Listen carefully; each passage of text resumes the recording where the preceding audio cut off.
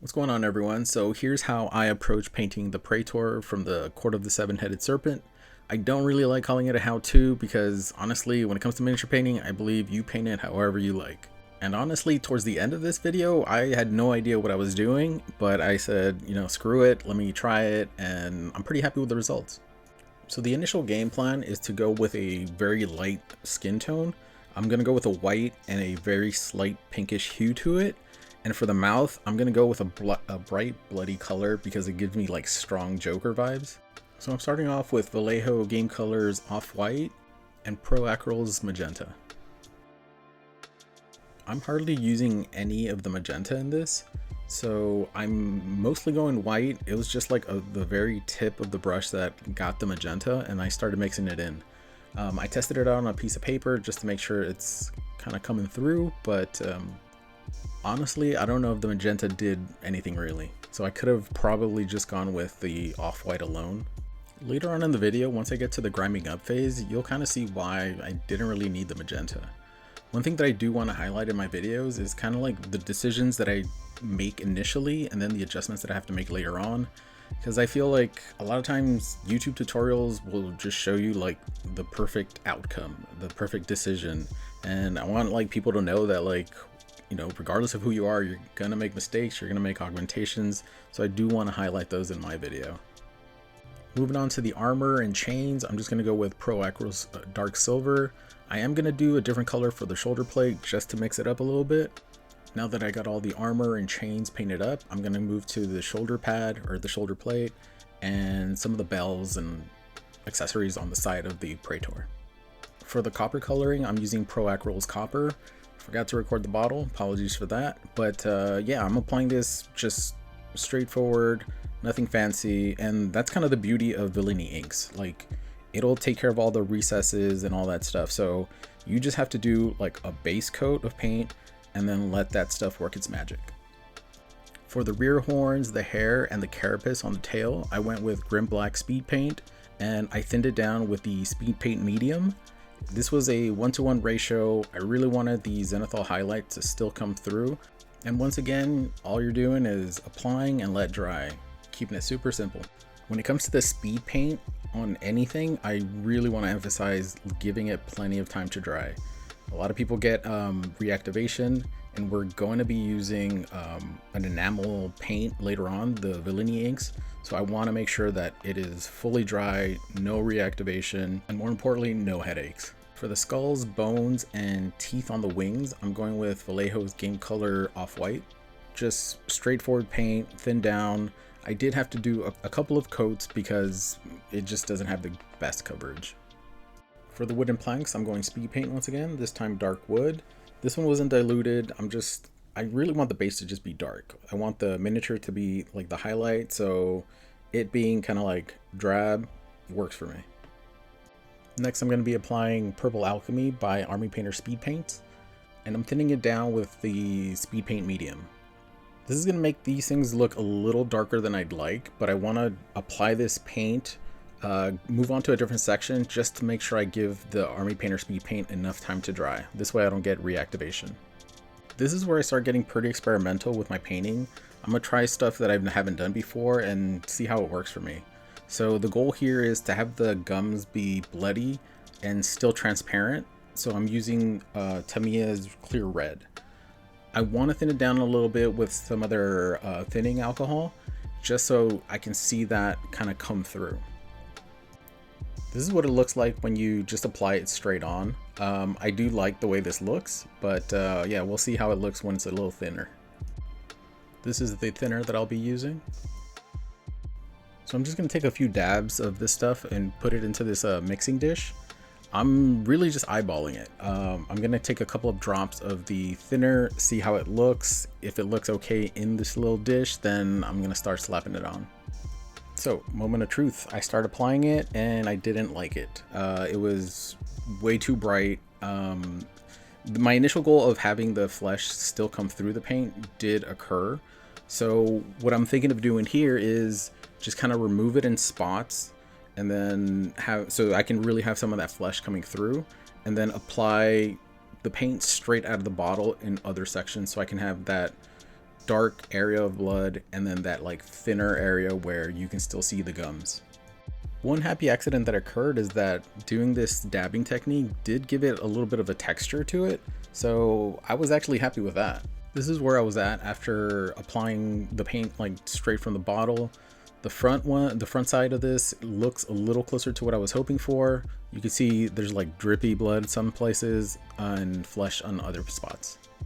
Now that the intestines have had some time to dry, I'm going back and adding highlights by mixing the Alchemy Purple and Vallejo's Off-White. For this step, I'm simply applying that mix to the centers of any of these intestines, and it does look a little bright, but I have to keep in mind that later on I'm going to be applying the Goon's Grime, which is going to darken the whole thing, so it won't be as harsh a color. So it's finally time to have this thing start to come together. I'm going to be applying the Goon's Grime by Villainy Inks, and it's really going to start making this whole thing look grimdark. At this point, it is very ugly, and I questioned every step of the way. But this, you know, I think I've mentioned this before, this stuff is like liquid talent, so it's really going to make this thing look grimdark. I'm doing a 50-50 mix with the enamel thinner and the Goon's Grime. So the initial game plan was to apply this to anything that is non-flesh. So all the armor, the teeth, that would all get Goon's Grime. But in the next step of painting the flesh, you'll see why I went back on that decision. So here's where I realized that that probably wasn't the best decision to use Goon's Grime only on the armor and stuff. I'm going with Carrying Crimson for the flesh.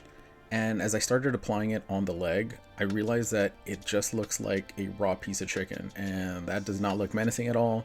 So I decided I'm going to apply some Goon's Grime all over it, all over the flesh specifically, let it dry, remove, and then I'm going to apply the Carrying Crimson to give it that like raw flesh look. For this application of the Goon's Grime, I was shooting for a 50-50 mix of Goon's Grime and enamel thinner. I think I went a little heavier on the enamel thinner because this was a little runny, but that kind of works out in my benefit because I don't want the Goon's Grime to be overpowering. Now that I've given the enamel paint a little bit of time to dry, I'm going to go into the removal phase of this process, and for that I'm just going to use a Q-tip with a little bit of enamel thinner in it. Here's where it's at with the Goon's Grime removed from like raised edges and flat areas. Now I can go back to using Carrying Crimson on all the flesh. For this application, I'm going with 100% Carrying Crimson, no thinning down. I want that red to be the dominant color here. After a little bit of dry time, I go back into the removal phase, and it's the same as the previous one. I just take a Q-tip, dip it into a little bit of the enamel thinner, and then just start wiping away. Continuing with the experimental phase of this, I'm going with the Kalia Green. I haven't used this before. Villainy inks are still very new to me, but I did want to add some color variation to like some of the parts of the miniature. I'll just be applying this to the brass pieces just to give them a little color variation, give it a little bit of a patina look. At a glance, this color looked like it'd be pretty transparent, so I wanted to apply it without any thinning. After applying that first layer, I realized that my assumption was correct, so I went ahead and applied a second layer of the Kalia Green. Continuing with my experimenting of the Villainy inks, I'm going to apply Decay of Death onto the wings, just to give it a little bit of color variation. This color was a little thinner and looked less intense than the Kalia Green, so I assumed that it'd be even more transparent. So this one is going to be going on 100% as well, no thinning down. As I was applying the color, I realized that my assumption was correct, and the green was not pushing the base color that much. I do like the way it was pooling in those crevices, so I could get that color variation that I was hoping for. While the green was drying, I decided to go with Pro Acryl Silver to do some dry brushing on all the metallic parts, just to bring back some of those highlights. Up next, I'm moving on to adding some rust to the armor, and for that I'm using Dirty Down Rust. After dipping my brush into the Dirty Down Rust, I realized that a lot of the medium had already evaporated from the bottle, so I'm gonna have to do a little bit of messing around with it. Dirty Down Rust is water soluble, so what I did was dip my brush into a little bit of water and then start mixing it into the paint. The application of this was pretty straightforward. I looked for any crevices where like water could collect and rust would form. After dabbing the paint onto the mini, I would dip my brush into a little bit of water and then start wiping down on the applied paint. I kept going back between adding a very thin down rust and then wiping it away until I could get that look that I was going for. Going back to do a little more detail work, I went to the head and started adding that Tamiya clear red on the head because there's little teeth on there, so I wanted it to match the wings. Some of you may have noticed that he's missing an arm, and this was actually a print fail. So instead of like reprinting the whole thing, I decided to use some Dirty Down Gore to kind of like give it a little twist. So I'm gonna make it look as if there's just an amputated arm and blood pouring out of it. Dirty Down Gore is another first for me, so you can see me kind of like struggling to figure out how to apply it and like what it actually sticks to.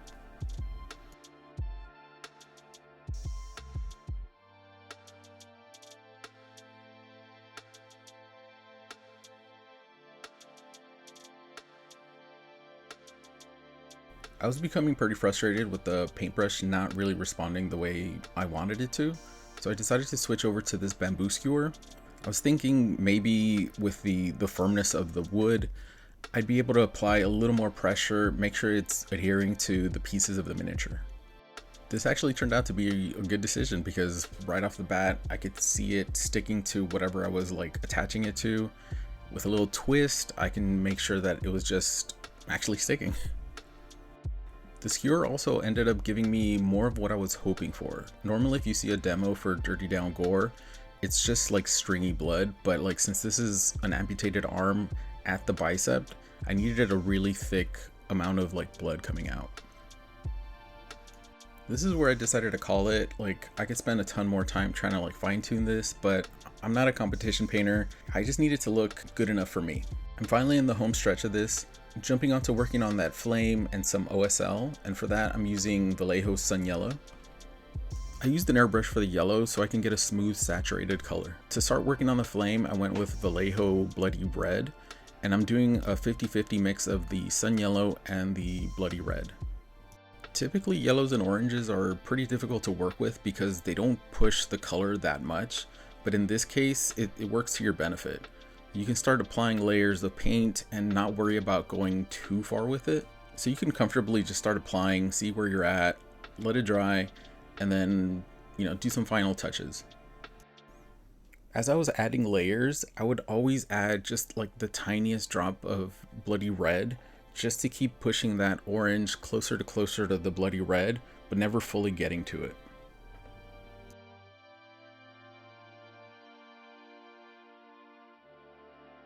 This is where I hit my this is good enough look. And here's my final piece. This thing was a ton of fun to paint. I loved that I got to experiment with all of the villainy inks. Hopefully you guys can take away anything that I did right and avoid all of the things that I did wrong. I want to say thank you to anyone that took the time to watch this video, and if you did find anything useful here, please like and subscribe.